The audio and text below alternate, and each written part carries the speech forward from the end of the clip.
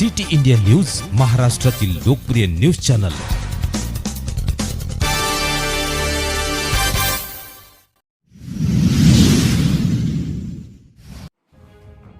नमस्कार सर्वांना, जय मल्हार। काल सांगली दौऱ्यावरती असताना शिरूर तालुक्यातली एक बातमी समजली। ऋषिकेश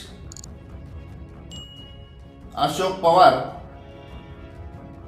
म्हणजे ऋषिराज पवार ह्या अशोक पवारांच्या मुलाला मांडवगण या ठिकाणी खूप बेदम मारहाण झाली, त्यांच्यावरती खूप अन्याय झाला।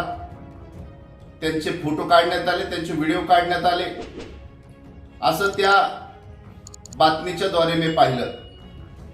पाहून अतिशय दुःख झालं की जेणेकरून कुणाच्याही मुलावरती असा अन्याय झाला नाही पाहिजे, कुणाच्याही मुलावरती अशा प्रकारचा हल्ला झाला नाही पाहिजे।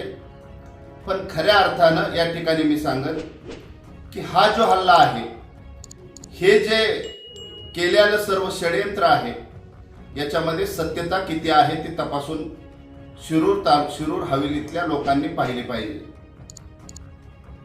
ही बातमी आल्यानंतर अनेक त्या ठिकाणी मग अशोक पवारांची बाईट असन, अनेक लोकांची बाईट असन, त्या स्वतः मुलाचे त्या ठिकाणी स्टेटमेंट असन की मी पाहिलं। आणि पाहिल्यानंतर त्याच्यातून बऱ्यापैकी मला हे जाणवलं की याच्यामध्ये पूर्णपणे बनाव सगळा ह्या गोष्टीचा केलेला आहे। ही सर्व षडयंत्र आहे। याच्यामध्ये जी मुलं आता गुन्हेगार केलेले आहेत, जी मुलं त्याच्यामध्ये घेतलेले आहेत, त्या मुलांवरती त्या ठिकाणी बऱ्यापैकी अन्याय झाल्यासारखा वाटतो। त्या ठिकाणी असं मला वाटतंय की काही गोष्टी त्या ठिकाणी झाल्या असत्या, पण त्याच्या पाठीमागं होण्याचं कारण काय आहे हे पण आपण तपासलं पाहिजे। ही जी मुलं आहेत किंवा हा जो मुलगा आहे, ज्या मुलाचं ते ऋषिकेश पवार नाव घेतात, तो मुलगा कार्यकर्ता अशोक पवारांचा आहे।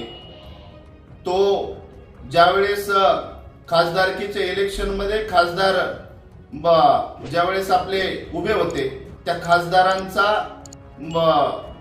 पोलिंग एजंट म्हणून त्या ठिकाणी तो मुलगा होता। म्हणजे अशोक बापू पवार यांचा तो कार्यकर्ता आहे। आणि आता 8 दिवस आधी बऱ्यापैकी त्यांच्या मुलासंग तो मुलगा प्रचार करत आहे, तो मुलगा त्यांच्या संग राहत आहे, क्लोज फ्रेंड त्यांच्या मुलाचा आहे।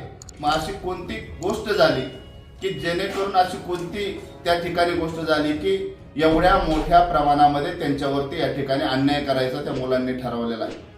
खऱ्या अर्थानं ही षडयंत्र आहे, अशोक पवारांची ही खेळी आहे। अशोक पवारांना आता त्यांनी मान्य केलेलं आहे की आपली ही जे आपला विजय होऊ शकत नाही, आपली हार त्यांनी पत्करलेली आहे। आणि त्यामुळं शिरूर हवेलीमध्ये आपण पाहिलं की माऊली कटके उमेदवार हा खूप जड उमेदवार आहे। यांनी खूप मोठी चांगल्या प्रकारची कामं केलेली आहे। प्रत्येक आया बहिणींच्या तोंडामध्ये आज माऊलीचं नाव आहे। या व्यक्तीचं, या उमेदवाराचं नाव कसं खराब करायचं ही अशोक पवारांना चांगलं माहिती आहे। मी माझ्या शिरूर हवेलीतल्या बहुजन समाजाला या ठिकाणी आव्हान करतो की ही षडयंत्र करताना ह्या षडयंत्रामध्ये दुसऱ्या कास्टची लोक का नाही आली, दुसऱ्या जातीची लोक त्याच्यामध्ये अशोक पवारांनी का नाही घेतली? त्या ठिकाणी धनगर समाजाचाच का मुलगा घेतला? त्या ठिकाणी चर्मकार समाजाचाच का मुलगा घेतला? त्या ठिकाणी कुंभार समाजाचाच का मुलगा घेतला? खऱ्या अर्थानं बहुजन समाजावरती कायमच ह्या व्यक्तीने अन्याय केलेला आहे, कायमच ह्या व्यक्तीने या ठिकाणी बहुजन समाजाचं वाटोळं केलेलं आहे। खऱ्या अर्थानं ही षडयंत्र आहे आणि ह्या षडयंत्रामध्ये माझ्या गरीब बहुजन समाजाची मुलं यांनी अशोक पवारांनी गुन्हेगार बनवलेले आहे। मी अशोक पवारांना एवढंच सांगन की विनाशकाली विपरीत बुद्धी एवढंच आपल्याला लागू होतं। येणाऱ्या काळामध्ये आपल्या समोर कोरा चिठ्ठा येईल, ही मुलं काय आहेत, त्यांचा मुलगा काय आहे, असं या ठिकाणी मी आपल्याला सांगतो। मी माझ्या धनगर समाजाला या ठिकाणी आव्हान करणार आहे, चर्मकार समाजाला या ठिकाणी आव्हान करणार आहे, कुंभार समाज असन 18 पगड जातींना मी आव्हान करतो की अशोक पवार ह्या व्यक्तीने आपल्याला जाणून बुजून आपल्या समाजाला टार्गेट करण्याचा प्रयत्न केलेला आहे. आपला समाज एक हातामध्ये घेऊन आपल्या समाजावरती अन्याय करून आपल्या समाजाला टार्गेट करून राजकारण कसं करायचं, राजकारणामध्ये भावनिक कसं व्हायचं आणि भावनिक प्रसंग करून समाजापर्यंत कशी त्या ठिकाणी आपली पोळी भाजून घ्यायची. पण त्यांनी एक विचार केला नाही की कार्यकर्ते आपले आहेत, हे जवळचे कार्यकर्ते आहेत, त्यांचे आई वडील, त्यांचे बाप, त्यांचे पाहुणे, त्यांचे सर्व जे कुटुंब होतं ते अशोक पवारांच्या आणि त्यांच्या कार्यकर्त्यांच्या पाया पडत होतं. त्या ठिकाणी एवढं तरी त्यांनी हे करायला पाहिजे होतं की ही जी घटना आहे ही एवढ्या प्रमाणात मोठी झालेली नाही. त्या ठिकाणी कार्यकर्ते त्यांचे होते, त्यांनी ती मिटवायला पाहिजे होतं, पण नाही, त्यांना ही शिजवायचं होतं. ही बऱ्यापैकी या ठिकाणी त्याचं षडयंत्र त्यांनी तयार केलं आणि त्या षडयंत्रामध्ये एवढंच मी सांगेन की गोर गरीब बहुजन समाजाची मुलं, खास करून त्या ठिकाणी धनगर समाज असन आणि चर्मकार समाज आणि कुंभार समाज त्या ठिकाणी टार्गेट केले गेला. जो अन्याय आपल्या फक्त धनगर समाज आणि कुंभार समाज आणि चर्मकार समाजावरती नाही, 18 पगड जातींवरती अन्याय झालेला आहे. येणाऱ्या 20 तारखेला अशोक पवारांना मी आवाहन करतो की येणाऱ्या 20 तारखेला तुमची जागा हा बहुजन समाज दाखवून देईन अशी विनंती करतो. मी परत एकदा 18 पगड जातींना आवाहन करतो, एकत्र या.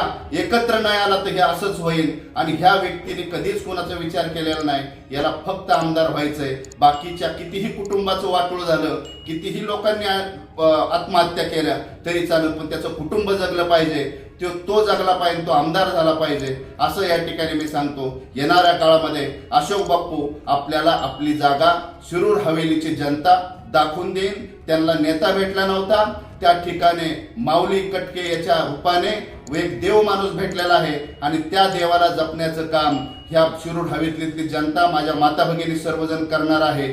त्यामुळं आपला पराभव निश्चित आहे. या ठिकाणी आपल्याला सांगतो, मी पोलीस खात्याला सुद्धा या ठिकाणी आवाहन करतो की आपण ही जी काही खंडणीच्या दुनियादारी ह्या गुन्हे दाखल केलेले आहेत याच्यामध्ये आपल्याला त्याच्यातली चौकशी काय केली, त्याच्यात काय पुरावे सादर झाले, त्याच्यामध्ये काय आपण कोणत्या प्रकारे गुन्हे दाखल केले याचा सगळा जाब बहुजन समाज आपल्याला विचारणार आहे. येणाऱ्या काळामध्ये आपल्याला त्याचं सुद्धा आपण ध्यानात घ्यावा की ही सर्व हिशोब आपल्याला द्यावा लागणार आहे. त्यामुळं चौकशी जी काय असेल, एखाद्यावरती कुणावरती अन्याय झाला नाही पाहिजे.